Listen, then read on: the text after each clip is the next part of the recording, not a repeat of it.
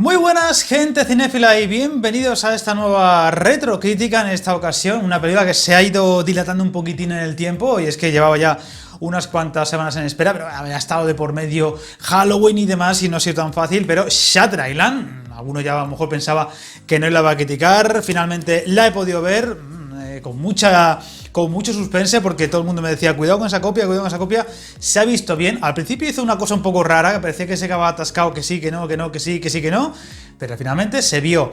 Bueno, no sé, me da la sensación que es una edición de mírame y no me toques, como suelo decir, y que a lo mejor la segunda vez que la vuelva a ver pues no se ve tan bien, o no se ve. En fin, de momento me ha respetado, ha habido suerte y la puedo criticar. Hoy una película que tenía muchas ganas de volver a ver, porque solamente la había visto una vez y tenía ganas de fijarme en ciertos detalles. Es una película realmente interesante. Ya sabéis, los que me seguís desde hace tiempo, que hay más de una ocasión lo he dicho, a mí me gustan más las películas de Scorsese que no son de mafia, aunque dentro del género de mafia es el mejor en ese sentido.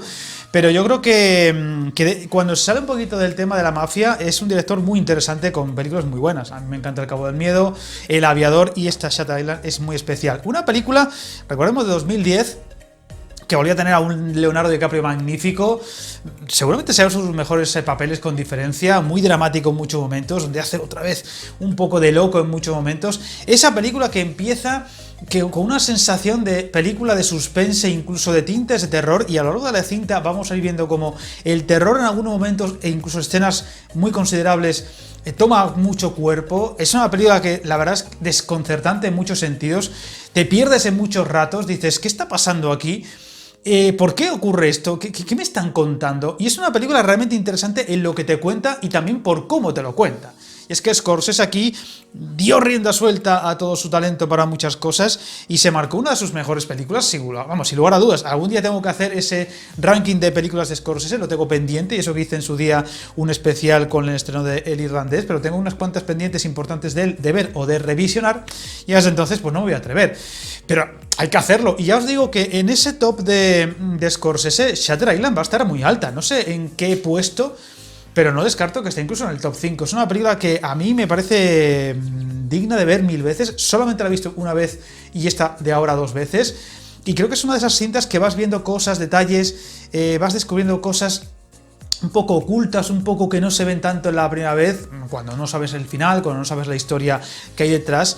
Y es muy interesante. Pero además es una película que yo me he encontrado muchas teorías por ahí por internet, porque la verdad es que da lugar a muchas teorías, a muchos finales abiertos, a unas teorías de un final X o un final y que yo tengo 3 teorías que os la voy a poner al final del vídeo, digamos con spoilers, los que no hayáis visto la película tranquilos, porque eso va a ser la parte final, y voy a lanzarle las 3 teorías que más plausibles parecen, y voy a dar mi versión, la que yo creo que es la teoría más plausible de este final, que yo creo que sí, se puede decir que es una película con final abierto, o por lo menos para decir, oye, puede que sea esto, pero también puede que sea esto otro, y yo me inclino por lo otro antes que por esto, que parece lo más evidente. Muy interesante, la verdad, esta película, que parece que poco a poco te va introduciendo al personaje protagonista, es Leonardo DiCaprio, insisto una vez más, de lo mejor de su carrera, como en los fantasmas de la locura, ¿no? De caer en la locura, esa idea, ¿no? Que está muy presente en la mayoría de las películas, con locos, con locura, con centros, con hospitales de personas con algún tipo de trastorno psíquico. Está Alguien por el sobrino del cuco y tantas películas de ese estilo, en el que tratan un poco de intentar hacernos reflexionar sobre dónde está la frontera entre la locura y la cordura, ¿no? ¿Quién puede decir a ciencia cierta quién está loco y quién está cuerdo? Y hay un momento en la película, una conversación bastante larga, por cierto, y muy interesante, en la cueva y tal, donde se da a entender eso, ¿no? De que si un médico o un psicólogo te quiere declarar loco, hagas lo que hagas, no te vas a poder defender. Si te niegas a ello, estás haciendo negación, y no hace más que recalcar que estás loco. Si te pones nervioso y te rebelas ante esa verdadera barbaridad que tú estás loco, te están diciendo o declarando loco, eres ya, tienes ira y eres psicótico y es peligroso. Eres violento y estás demostrando aún más tu locura. Es muy interesante y es verdad, o sea, te pones a pensar, y cuánta gente del día a día que podríamos decir que está cuerda, si tuvieran que pasar un examen psicológico, no sé si lo pasarían, o si lo pasaran, podrían perfectamente declararse como locos y a ver quién dice lo contrario. Es uno de los temas que está en la película, pero también pues el tema de la violencia dentro del ser humano, ¿no? Esas visiones de la guerra, de la Segunda Guerra Mundial, con esas imágenes del campo de concentración y demás, con lo que ocurrido en el pasado de DiCaprio, que poco a poco lo vamos viendo, ese detective que llega a esa isla con esa música tan especial, ¿no?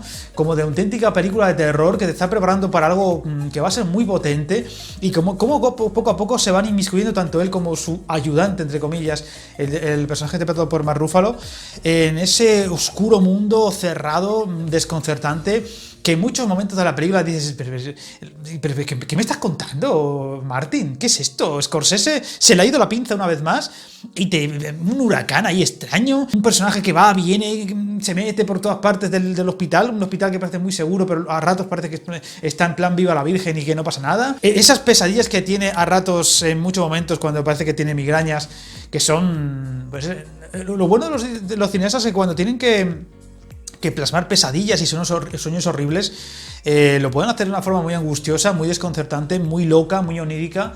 Y aquí Scorsese, digamos que se soltó la melena, por así decirlo, y hay momentos de verdadero desconcierto absoluto, ¿no? Ese momento de reencuentro con su mujer, que supuestamente ha muerto en el pasado, en un incendio y demás, que es una escena muy potente y visualmente además, con una música, por cierto, preciosa, que se podría ver después, se podría escuchar después, mejor dicho, en La Llegada, en el comienzo y el final de La Llegada, que es una partitura preciosa, que la verdad es que no sé si es una partitura hecha para esta película o que existía ya de antes y se aprovechó para la película, porque como digo, también se aprovecharía para La Llegada, y que vienen a reflejar muy bien el sentimiento de amor, de echar de menos a alguien que ya no está, y que más o menos se usa parecido en La Llegada, como digo.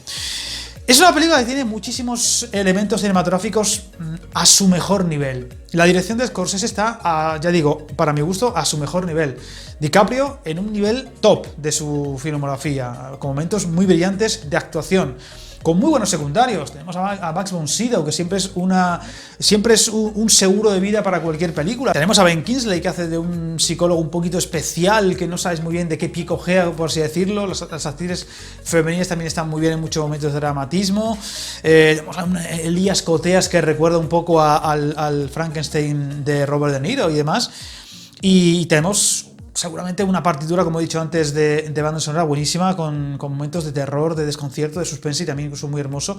Y tenemos una de las cosas que para mi gusto más brilla en la película, que es la fotografía. Hay momentos buenísimos de fotografía, muy impactantes, de esos que dices, es que quiero ser fotógrafo, quiero hacer fotografía, quiero ser ayudante de fotografía, lo que sea, pero quiero saber cómo se hace este tipo de iluminación en ciertos momentos, como ese momento de la gruta, esa prisión que está esas cárceles que están, en la antigua prisión, en la antigua fortaleza, que son unas mazmorras oscuras y solamente se ilumina con la luz de cerilla, que además se vería en el cartel, y que son momentos muy brillantes y de mucha angustia, incluso, como digo, de bastante terror, ¿no? Hay momentos que ya quisieran muchas películas de verdad de terror tener esos minutos de auténtico suspense máximo en ese momento de la película, ¿no?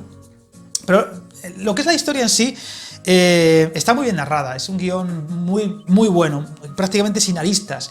Pero a pesar de que es una película que en muchos momentos te pierdes o no sabes muy bien qué te están contando, creo que forma parte de la propia idea de la película, ¿no? De desconcertar al espectador tanto como puede estar desconcertado el bueno de DiCaprio, que en muchos momentos pues pierde la calma, pierde la razón, como podríamos decir, por el tema de la locura, pero también que está súper desorientado, y tan desorientado como él está el espectador, que hay momentos donde dices, de verdad, dices, pero espera, vamos a parar un momento la película. ¿Esto qué está ocurriendo? ¿Qué está ocurriendo? ¿Exactamente por qué? ¿A dónde van? ¿Qué están haciendo? ¿Por qué? ¿Qué están buscando? ¿Por qué hacen esto? ¿Por qué hacen lo otro? De repente todo lo que hay alrededor no tiene sentido. ¿Qué está pasando aquí?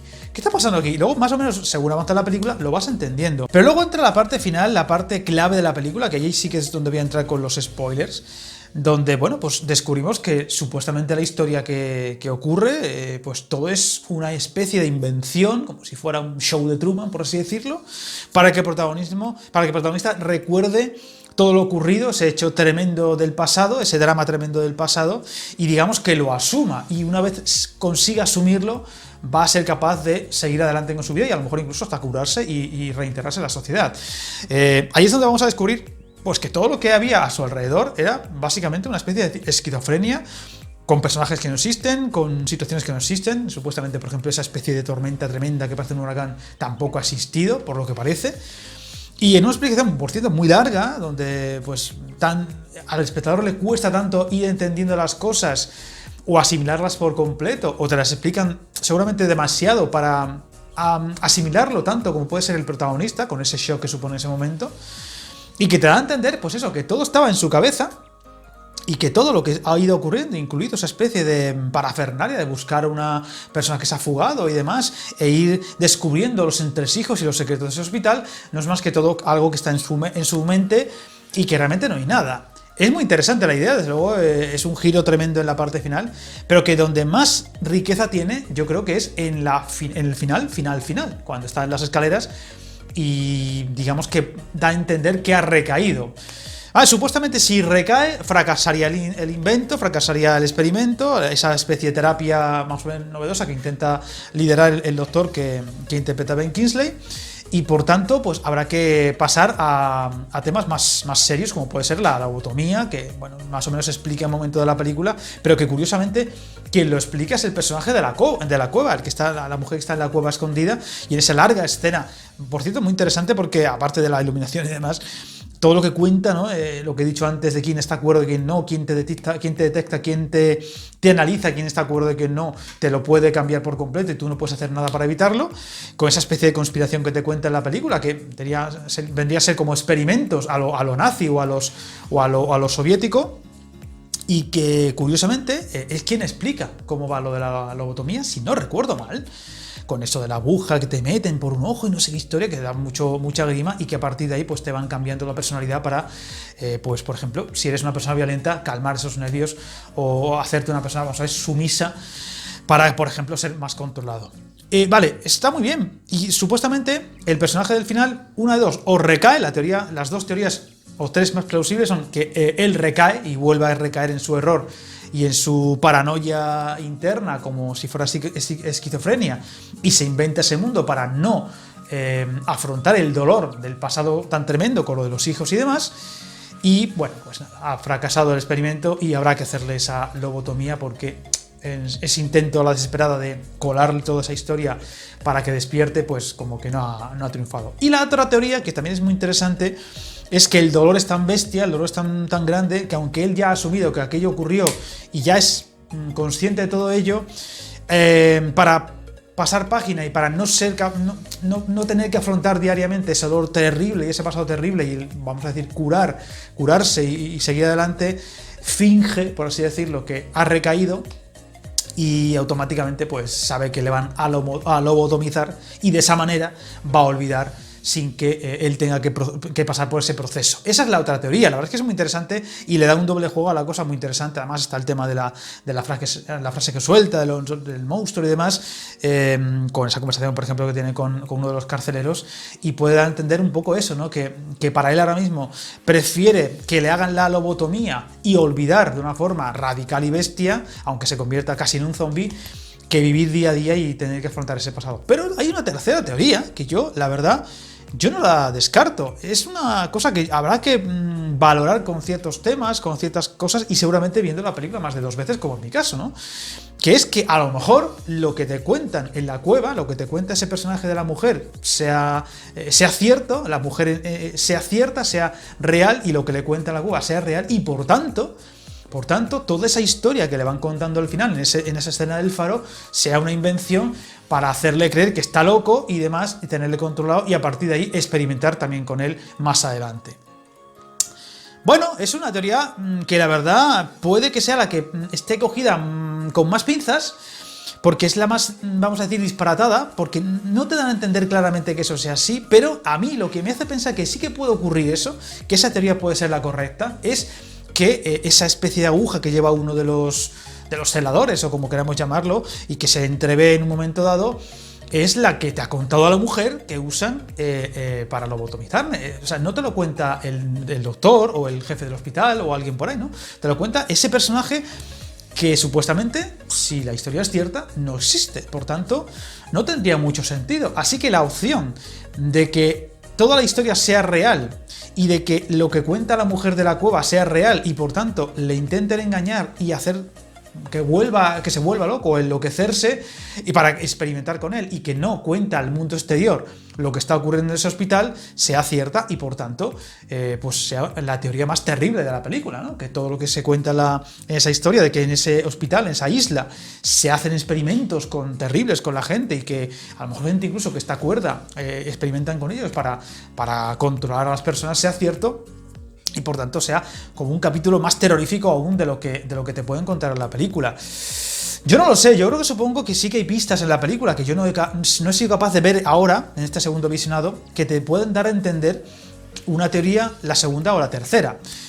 A mí, la teoría que parece menos plausible o la que menos compra la gente, de que todo eso sea real y de que sea una persona normal y corriente, que han intentado hacerle volver loco para, por ejemplo, con drogas y demás, y que vaya perdiendo la cabeza y después experimentar con él y que tampoco tenga la opción de contar al mundo exterior lo que está ocurriendo en ese hospital, sea cierto. Así que yo la verdad es que me quedo un poco ahí sin saber muy bien por cuál mojarme, pero tengo que decir que mi alma en busca de la teoría más enrevesada, me quedo con la teoría de que todo es real y de que le han intentado volver loco mediante drogas, mediante todo tipo de medicinas para hacerle perder la cabeza, y que es una persona cuerda que le han ido volviendo loco en ese hospital y que al final lo más terrible es que le han obligado a volverse loco y a experimentar con él, y por tanto lo que ocurre en esa isla no salga de la isla y nadie lo cuente fuera de la isla y no haya nadie que pues impida los experimentos en el futuro.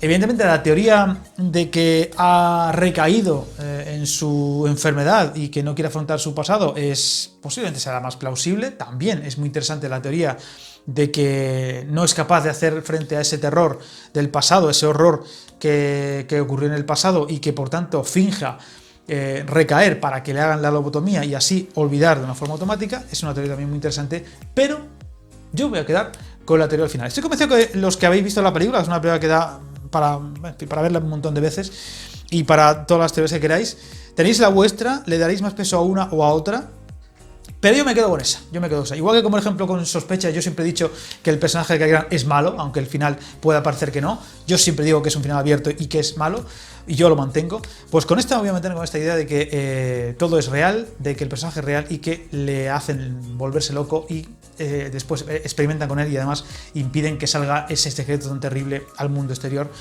lo cual, por cierto, creo que es la de las tres teorías, es la más terrible y la más terrorífica de las tres, y por eso también esa música de terror que tiene muchos momentos la película. Ahora es una película tremendamente interesante, esas películas que te dejan pensando, que te fascinan en muchos ratos. Como digo, la fotografía además en momentos buenísimos, el guión es para estudiarlo, las interpretaciones, por supuesto la dirección. Es una película magnífica y por eso yo ya digo que la pongo entre lo mejor de Scorsese, sin lugar a dudas. Encantado de saber vuestra opinión, por supuesto, de todo lo que queráis, dar vuestra opinión sobre ese final tan chulo, tan especial y tan interesante, y estaré encantado de leeros vuestras teorías. A lo mejor me convencéis de que una de las teorías es la más correcta, o algún detalle, alguna pista que vosotros a lo mejor habéis visto, si habéis visto la película más veces, para entenderla. Encantado, como digo, y ya sabéis, como siempre, parafraseando a Robocop, ¿no? ¿Os metáis? El líos.